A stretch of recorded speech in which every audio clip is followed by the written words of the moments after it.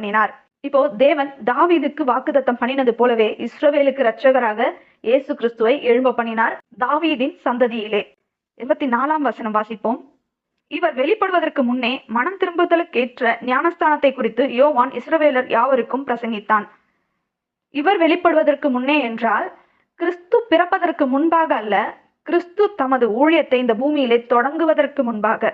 மக்களுக்கு இவர்தான் கிறிஸ்து என்று வெளிப்படுவதற்கு முன்பு யோவான் ஸ்நானகன் மனம் திரும்புதலுக்கேற்ற ஞானஸ்தானத்தை குறித்து இஸ்ரவேல் ஜனங்களுக்கு பிரசங்கித்து வந்தான். 25ஆம் வசனம் கவனிங்கள்.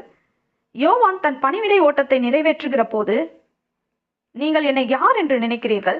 நான் அவர் அல்ல, இதோ எனக்கு பின் ஒருவர் வருகிறார், அவருடைய பாதரட்சையை அவிழ்க்கிறதற்கும் நான் பாத்திரன் அல்ல என்றான்.